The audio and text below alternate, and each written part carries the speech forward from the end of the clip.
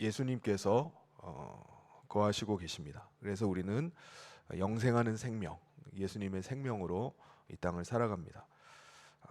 우리 안에 임하신 예수님은 우리 안에 그냥 계시는 것이 아니라 우리에게 말씀해 주시고 또 우리를 주장해 가십니다. 그래서 우리는 우리의 목자이시오 왕이신 예수님을 따라서 예수님의 인도함을 받아서 우리가 이 세상을 살아갑니다. 예수님은 그래서 우리의 머리가 되십니다. 그리고 우리는 그 몸의 지체입니다. 우리 각 사람이 다 성령 안에서 한 몸을 이루고 있는 거예요. 그래서 우리는 서로가 지체입니다. 그리스도의 손과 발이 되어서 우리가 움직이고 활동을 하는 것입니다. 성령님께서는요, 이 일을 위해서 우리에게 은사를 부어 주십니다. 그래서 우리로 하여금 하나님의 뜻을 알고 그 뜻대로 행할 수 있게 하십니다. 그래서 우리가 이 공동체 안에서 행하는 일들, 사역들, 활동들 이런 것들은 우리의 재능이 있기 때문이 아니라 하나님께서 우리 가운데 그것을 감당할 수 있는 은사를 주셨기 때문입니다. 그렇다면 우리 안에 하나님의 영, 그리스도의 영이신 성령님이 거하고 계신지 안 거하고 계신지, 내가 지금 하는 일이 이게 은사로 하는 것인지 아니면 그냥 내가 본래 취미가 있고 재능이 좀 있어가지고 이걸 하는 건지, 내가 다른 사람 섬기고 다른 사람을 돕고 하는 것이 내 본래 천성이 그래서 그런 건지, 이거 어떻게 합니까? 성령께서 내 안에서 이 일을 하고 있다는 것을 뭐를 증명할 수 있나요? 증거가 있습니까? 성령님께서 우리 안에 거하시면요, 은사를 나타내 주십니다. 그 은사를 통해서 우리 안에 성령님이 계시다는 그 증거가 됩니다.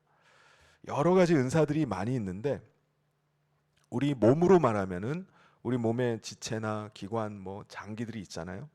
이 은사는 바로 그것의 역할과 같습니다.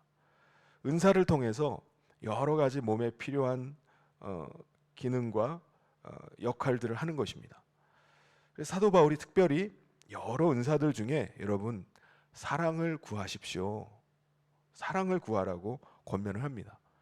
사랑이 뭐와 같은 거냐? 바로 우리 몸의 혈액과 같아요. 피와 같습니다.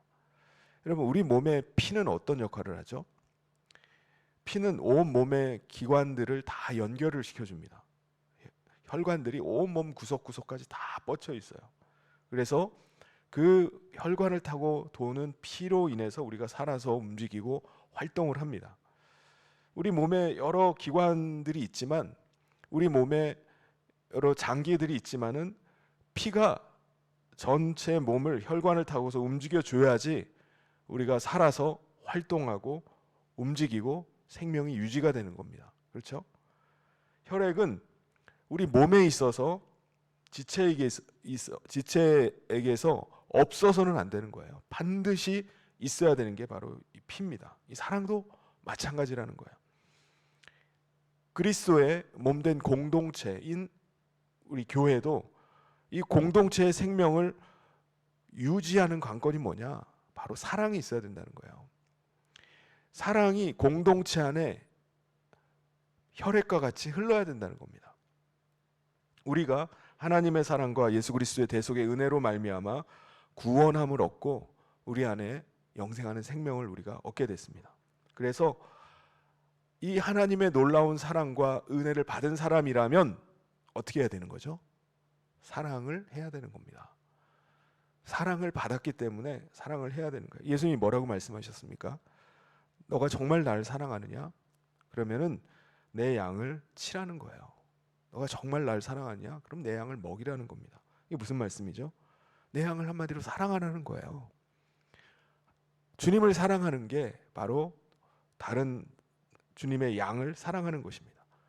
그 양을 치고 그 양을 먹이는 게 그게 주님 한다는 겁니다. 그러므로 하나님의 사랑을 받았다, 내게 하나님의 사랑이 부어졌다라고 믿는 사람이라면 예수님께서 말씀하신 대로 어떻게 해야 되죠? 사랑해야 되는 겁니다. 하나님의 사랑이 정말 너무나 커. 하나님이 정말 나를 사랑하셔. 이 사랑을 받은 사람이라면은 다른 사람에게 그 사랑을 흘려 보내야 되는 겁니다. 나를 사랑하셔, 자신을 사랑하듯이 다른 사람을 사랑하는 거예요. 이게 바로 하나님의 사랑을 받은 사람의 마땅한 태도입니다. 그러면 우리가 다른 사람을 사랑하면은 어떤 일이 벌어지죠? 우리가 하나님의 사랑 때문에 살았잖아요. 다시 거듭나게 됐습니다.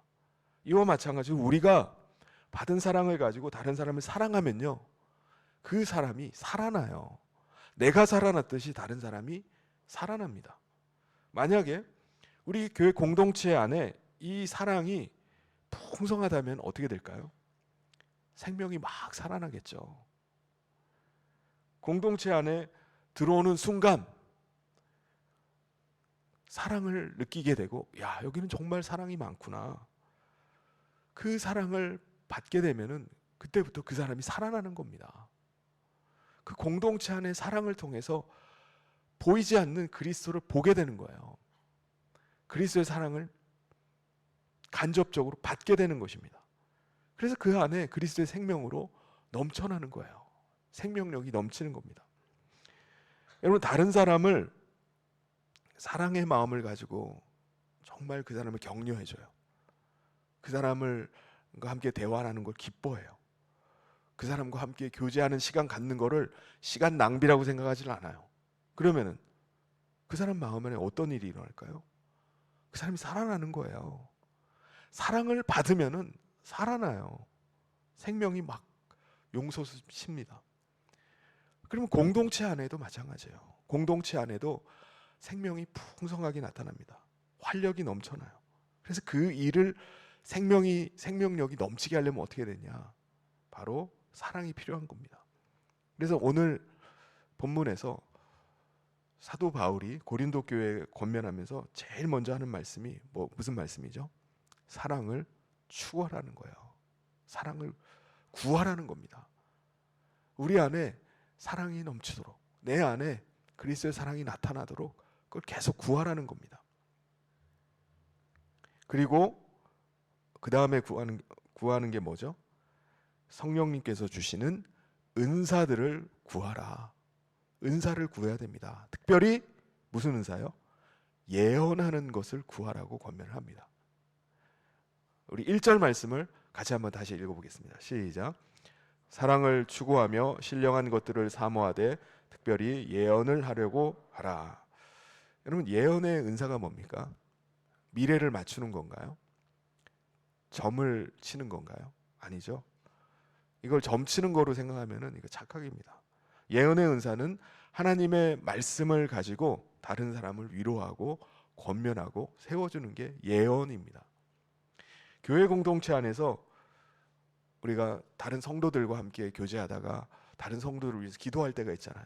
이 기도를 하다 보면은 하나님께서 그 사람을 자꾸 생각나게 하세요. 그 사람의 지금 필요한 것이 무엇인지를 떠오르게 하기도 합니다.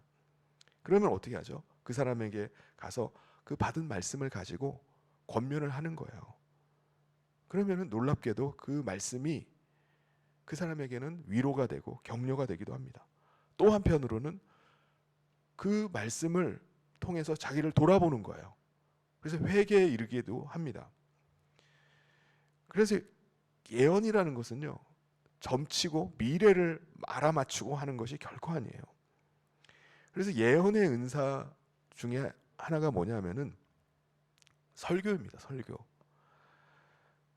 설교를 할 때, 제가 설교를 하기 전에 우리 교회 안에, 우리 공동체 안에 필요한 것이 무엇인지를 하나님께 구해요.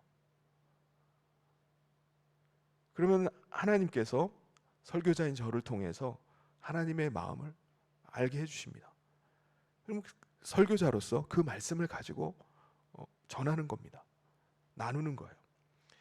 그래서 종종 제가 듣게 되는 게, 성도님들이 말씀을 듣는 가운데 마치 어떻게 제 속마음을 아시고 그런 말씀을 해주십니까? 저를 위해서 설교하는 것 같습니다 라는 말씀을 하세요. 왜 이렇게 되는 거죠? 왜 이런 일이 일어나는 겁니까? 성령님께서 설교자를 통해서 공동체 안의 성도들을 위로하시기 때문에 그래요. 권면하시고 권계하시기 때문에 그렇습니다. 때로는 권면하는 그 말씀을 통해서 자기 안에 책망이 일어나요. 주님께서 나에게 이렇게 책망하시는구나 라는 것으로 듣게 됩니다. 때로는 어떤 문제를 가지고 고민하고 기도하고 있는데 설교를 듣는 중에 하나님께서 답을 주시는 거예요. 나에게 주시는 말씀으로 들리는 겁니다. 그래서 이 예언의 말씀, 예언의 은사를 통해서 사람들이 회복이 돼요. 예언의 은사를 통해서 하나님의 뜻을 붙잡고 말씀 가운데 살아가고자 하는 일이 일어납니다. 그게 예언의 은사예요. 만약에 우리 교회 공동체 안에 이 예언의 은사가 풍성하다면, 여러 사람들이 이 예언의 은사로 서로 말하고 교제하고 한다면 어떤 일이 일어날까요? 만나서 여러 가지 화제를 가지고 대화의 그 내용들이 여러 가지가 있잖아요. 여러 가지를 나누지만은 그 가운데 하나님의 말씀으로 권면하고 하나님의 뜻을 붙잡고 같이 기도하고 하면은 그때부터 사람들이 세워지기 시작하는 겁니다. 예언의 은사가 풍성하면은 그 공동체가 그리스도 안에서 몸으로 세워져 가는 겁니다. 어떤 사람이 어떤 일을 하면서 막 갈등을 하는 거야. 이걸 어떻게 해야 되나? 근데 자기가 하고 싶은 대로 하고 싶은 거예요. 하고자 하는 겁니다. 자기 뜻을 굽히질 않아요. 자기 뜻대로 이거를 관철을 시키려고 합니다. 그런데 다른 성도와 함께 교제를 하는 가운데 그 성도가 예언의 은사로 하나님의 말씀으로 권면을 해주는 겁니다. 그러면은 신기하게도 그렇게 갈등하고 혼란스럽던 것이 정리가 돼버려요. 하나님이 기뻐하시는 뜻이 이거구나. 내가 왜 이것 때문에 갈등을 하고 고민을 했지? 내가 왜 내 욕심을 내려놓지 못하고 내 마음에 왜 이렇게 번민했지? 라는 생각이 듭니다. 해결이 안 돼가지고 막 어린아이처럼 막 투정하고 주저앉아서 어떻게 할지 몰라가지고 있는데 한 사람이 주는 그 권면의 말씀, 하나님의 말씀으로 권면하고 기도하는 것을 통해서 그 사람이 답을 찾는 겁니다. 맞아, 내가 하나님 말씀을 놓치고 있었구나. 다시 약속의 말씀 붙잡아야 되겠다. 그런 결심이 생기는 겁니다. 다시 내가 힘을 내야 되겠다. 다시 일어나야 되겠다. 다시 믿음으로 살아야 되겠다. 그런 가운데 그 마음 안에 있던 그 번민, 갈등, 불안 이런 것들이 다 사라지고 평안이 찾아오는 겁니다. 그래서 공동체에게 있어서 정말 유익된 게 뭐냐? 바로 이 예언의 은사입니다. 우리의 신앙의 연륜이 깊고 아는 것이 성경 지식이 많아서 하는 게 아니에요. 이 사람의 말을 하는 게 아닙니다. 우리의 철학을 얘기하는 게 아니에요.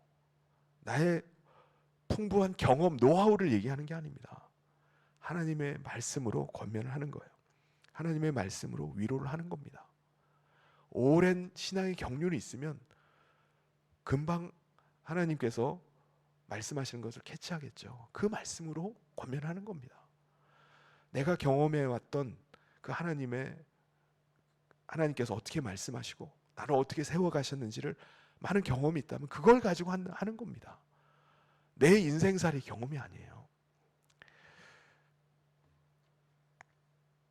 집사님, 오늘 제가 성경 통독을 하는 가운데 하나님께서 제게 이런 말씀을 주셨습니다.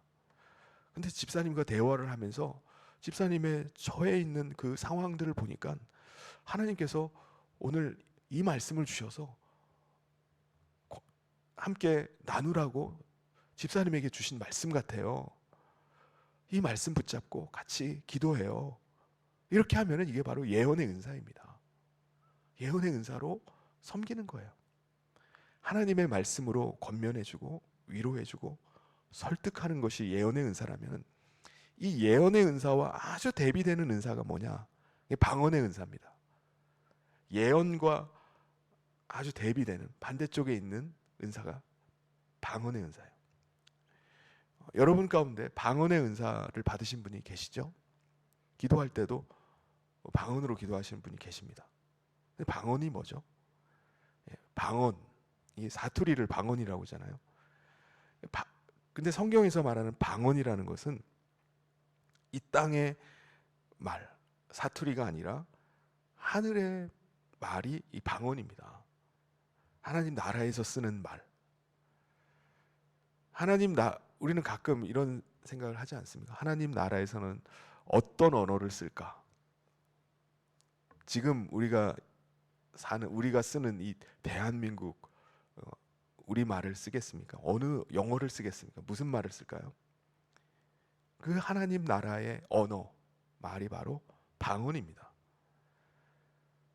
우리가 이 땅에서 그런데 쓰는 이 방언과 여러 가지 은사들은 뭐라고 하죠? 은사들은 다 부분적인 것들이에요. 부분적인 거. 가령 예언의 은사 같은 경우는 내가 예언의 은사를 받았어요. 그러면 다 압니까? 다 하나님의 말씀을 훤하게 다 알아가지고 하나님의 뜻을 이거야 이렇게 권면을 합니까? 아니죠. 하나님께서 그때그때 필요한 것들을 깨닫게 해주시고 알게 해주셔서 그 예언의 은사를 사용하는 겁니다. 부분적인 거예요. 다 알 수가 없어요. 부분적인 것을 알고 부분적인 것을 예언하는 겁니다. 그게 예언의 은사예요. 방언도 마찬가지예요. 방언도 부분적인 거예요. 부분적이라는 말은 완전한 게 아니라는 겁니다. 방언도 완전한 게 아니에요. 하늘의 언어지만 완전한 말을 하는 게 아닙니다. 예를 들면 갓 태어난 아기가 태어나자마자 애가 언어에 통달을 했어요. 그래가지고 태어나서 울지도 않아요. 울지도 않고 유창하게 엄마 저 배고파요. 빨리 젖 좀 주세요. 다음에는 제 시간에 좀 맞춰서 젖을 주시기 바래요.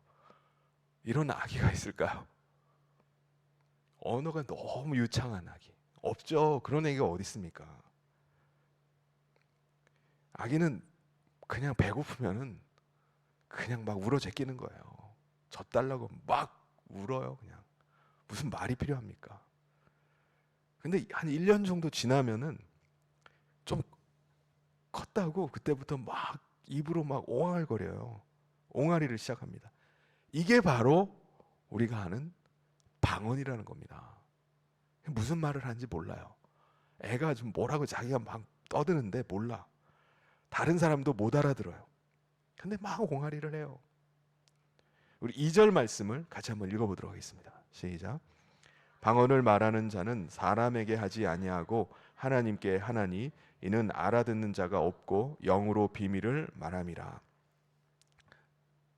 예언은 다른 사람들에게 하는 거잖아요. 근데 방언은 하나님께 하는 겁니다.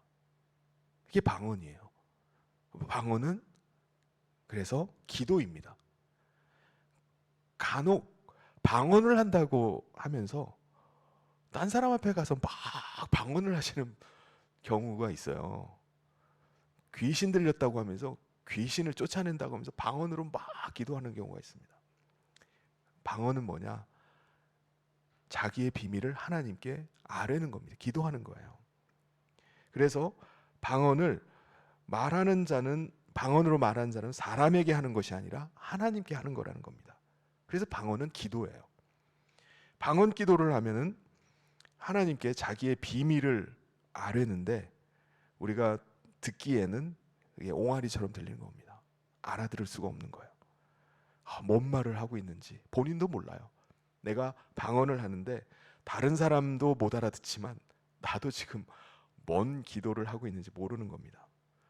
알아듣는 자가 아무도 없다 할지라도 성령님께서 그의 입을 열어주신 거예요. 그의 혀를 주장하시는 겁니다. 그게 방언입니다. 성령님께서 그 혀를 강제로 막 잡아가지고 움직이게 하시는 겁니다.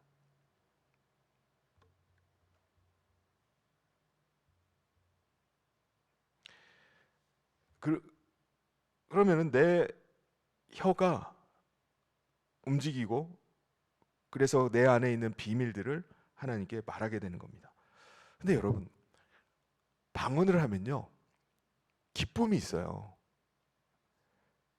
다른 사람은 모르는 기쁨이 있습니다. 왜냐하면요, 자기가 통제할 수 없는 혀를 성령님께서 통제를 하는 거예요.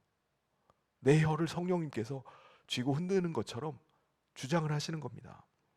그러면은 어떤 느낌이 들죠? 아, 지금 성령님께서 나를 주장하고 계시는구나. 나와 함께 하시는구나. 여러분, 우리가 혀를 자기 마음대로 통제할 수 있나요? 물론 우리가 자기 마음대로 혀를 통제하죠. 그런데 통제가 잘 안 되는 게 혀입니다. 말하지 말아야지, 말하지 말아야지 하는데 입에서 술술술 나오고 있어요. 내가 원하는 대로 통제가 안 되는 게 이 혀입니다. 정말 절제하기 어려운 게 혀예요. 그런데 나도 내 혀를 잘 통제를 못하는데 성령님께서 강력하게 내 혀를 통제하시는 것을 경험하는 게 이게 방언이에요. 와, 성령님께서 나를 지금 주장하고 계시는구나. 그래서 성령 은사, 방언의 은사를 받은 사람은 느끼는 거예요. 아, 나 진짜 성령 받았나 봐. 그런 느낌이 드는 겁니다. 성령께서 나에게 강력하게 역사하고 계신 것 같아. 그래서 성령의 은사를 받은 사람은 기쁨이 느껴지는 거예요. 진짜 성령님이 내 안에서 임하셔서 지금 내 혀를 강력하게 주장하고 계시는구나. 내 안에 알 수 없는 그 비밀한 것을 하나님께 막 내 영이 성령께서 아뢰고 계시는구나 라는 것을 느끼는 겁니다. 그래서 어느 교단 같은 경우는 기도를 할 때 방언으로 기도하는 걸 굉장히 강조하는 교단도 있어요. 왜 그런 거죠? 방언의 은사를 받으면 성도들 안에 신앙에 큰 기쁨이 있기 때문입니다.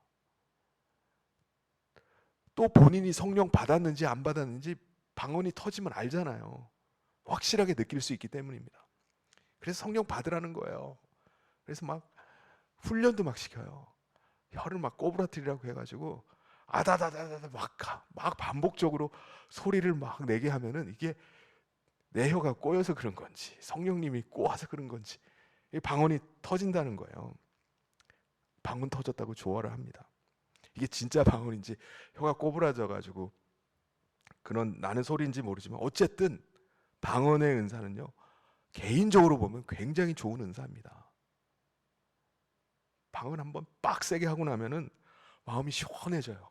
와, 진짜 하나님 앞에 막 내 신앙이 막 살아있는 것 같고 성령으로 막 충만해진 것 같고 그런 느낌이 막 드는 겁니다. 그래서 방언으로 막 이렇게 간절하게 기도하고 나면요, 신앙이 막 아주 충만해지고 담대해지는 것을 느끼게 됩니다. 근데 반면에 예언은 다른 사람에게 말하고 다른 사람에게 덕을 끼치는 겁니다. 그러니까 예언이라는, 방언은 자기 자신을 위한 거라면 예언은 전적으로 다른 사람을 위한 거예요. 우리 3절 말씀을 같이 한번 읽어보겠습니다. 시작. 그러나 예언하는 자는 사람에게 말하여 덕을 세우며 권면하며 위로하는 것이요. 예언의 은사를 하면 앞서 제가 말씀드린 것처럼 다른 사람들에게 덕이 돼요. 교회 안에 예언의 은사를 가진 사람들, 예언으로 말하는 사람들이 많으면은 그 교회에 얼마나 유익이 되겠습니까?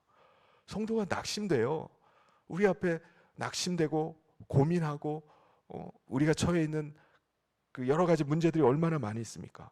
그런 가운데 예언하는 은사를 가진 사람이 하나님의 말씀으로 권면해주고 위로해주고 하면 얼마나 그게 힘이 되겠습니까? 얼마나 덕이 되겠습니까? 낙심됐던 사람들이 막 일어나는 거예요. 회복이 되는 겁니다.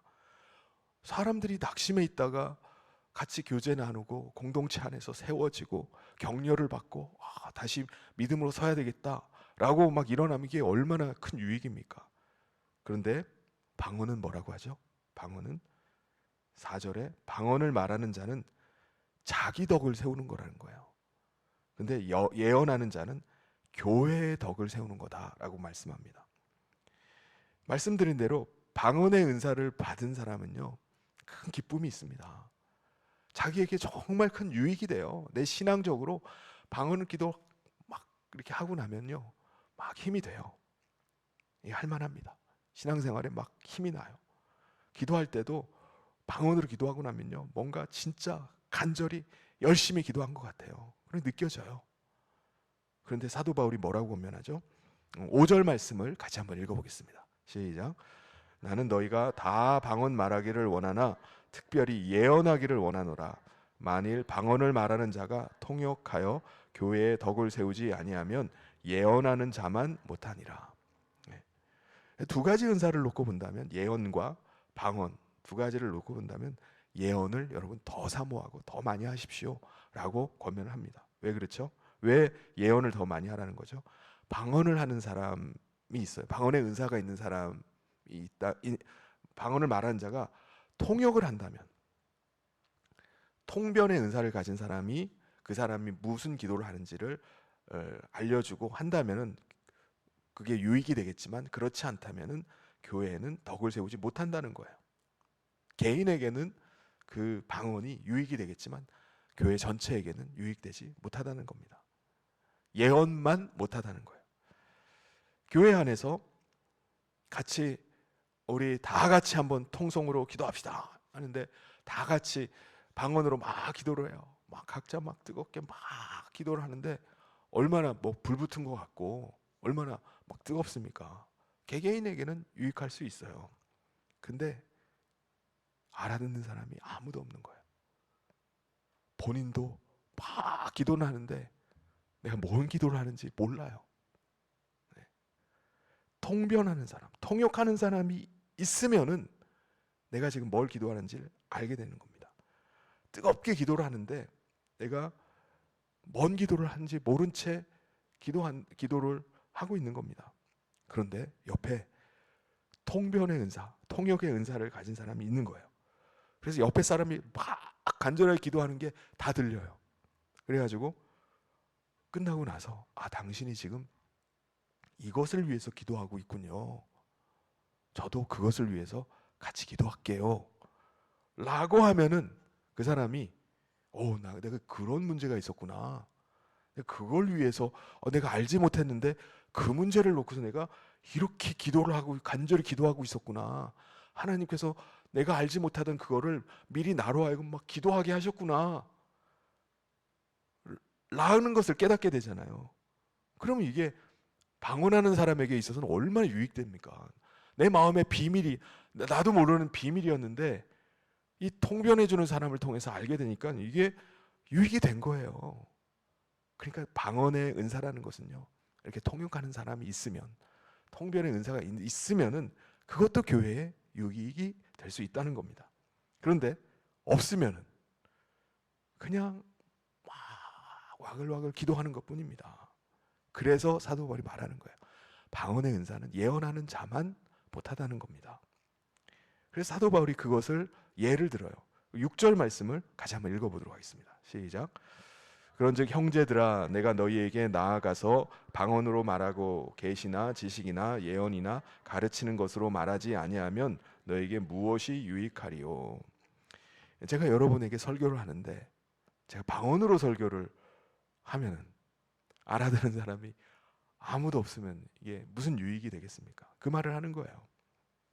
그런데 제가 예언하는 말씀으로 하나님의 뜻을 여러분에게 전달한다면은 그것이 여러분이 얼마나 큰 유익이 되겠습니까?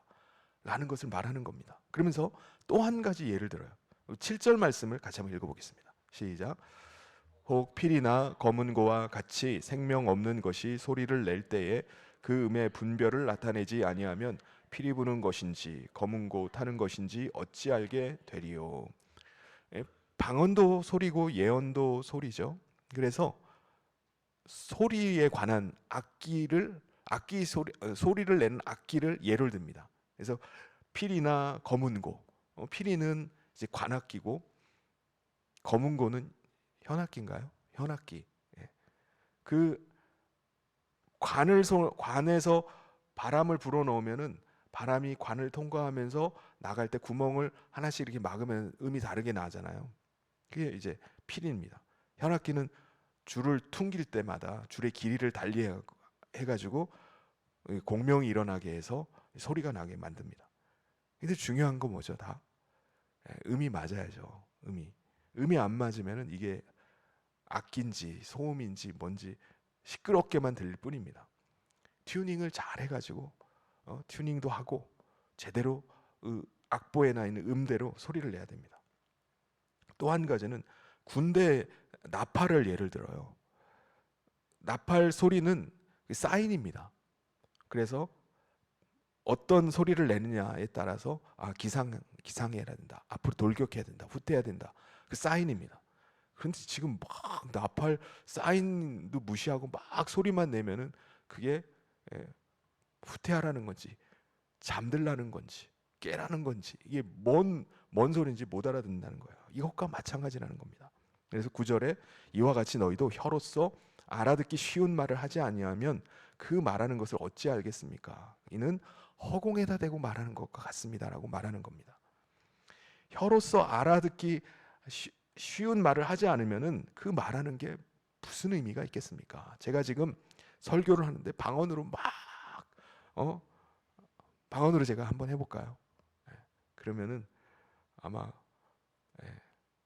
여기 앉아 계신 분이 없을 거예요. 다들 집으로 돌아가실 겁니다. 알아듣질 못하니까. 그거는 허공에다 대고 말하는 것과 같다. 방언이 그렇다는 거예요. 소리는 막 나지만은 허공에다 대는 것과 똑같다는 거예요. 세상에는 많은 소리가 있지만 뜻없는 소리가 없습니다. 그런데 그 다 소리가 뜻이 있는데 우리가 그 뜻을 알 수 없다면, 아무도 알아들을 수 없다면 그게 무슨 의미가 있겠습니까? 마치 외국인과 상대하는 것과 똑같은 거 아닙니까? 라고 말을 합니다. 그럼 어떻게 해야 되는 거죠? 마지막 12절을 같이 한번 읽어보겠습니다. 시작. 그러므로 너희도 영적인 것을 사모하는 자인즉 교회의 덕을 세우기 위하여 그것이 풍성하기를 구하라. 영적인 것을 사모하는 자라면 교회의 덕을 세우기 위해서 은사를 나타낼 때 특별히 예언하는 은사를 사모하라는 거예요. 예언의 은사가 교회 안에 풍성해지기를 구하라는 겁니다. 그럴 때 우리 안에 하나님께서 함께 하시고 우리 안에 하나님의 말씀 가운데 세워지고 공동체가 건강해지고 생명력이 넘치는 그런 공동체가 될 줄 믿습니다. 사랑하는 성도 여러분, 은사는 하나님께서 우리에게, 우리 교회를 위해 주신 거룩한 도구입니다. 하지만 이 도구의 목적이 나만의 유익으로 머물러서는 안 돼요. 혈액이 온 몸을 돌아 구석구석 살려내듯이 우리가 받은 사랑, 은사를 반드시 교회 안에 몸된 지체들을 향해서 흘려보내야 됩니다. 방언이 하나님과 나와의 깊은 사귐을 갖게 하는 것이라면 예언은 낙심한 사람들, 도움이 필요한 이웃들을 세우는 하나님의 사랑의 손길과 같습니다. 그래서 오늘 이 밤에 우리가 같이 구하기를 원합니다. 우리가 뜨거운 체험도 중요하지만 누군가를 살려낼 말, 공동체를 세우는 위로의 말, 예언의 은사를 하나님 부어주십시오. 그래서 말 한마디 할 때에도 권면의 말 한마디로 사람이 세워지고 일어나고 악한 마귀가 떠나가고 정말 공동체가 바르게 세워져 가는데 귀하게 쓰임받게 해주십시오. 우리의 입술의 말이 허공을 치는 헛된 말, 다른 사람에게 상처 주는 말 한마디만 하면 주변이 초토화되는 그런 말이 아니라 한 영혼의 심장을 뛰게 하는 그런 하나님의 예언의 말이 되게 해주십시오. 같이 기도할 수 있기를 바랍니다. 그래서 사랑이라는 이 통로를 통해서 우리가 받은 은사를 다 흘려보낼 수 있기를 바랍니다. 그래서 우리 성현교회가 2026년 올 한 해 50주년을 맞았는데 특별히 생명력이 넘치는 우리 거룩한 믿음의 공동체, 믿음의 교회 되기를 원합니다. 그 일에 귀하게 쓰임받는 우리 성현의 모든 성도님 되시기를 주님의 이름으로 축원합니다. 같이 기도하겠습니다. 하나님 감사합니다.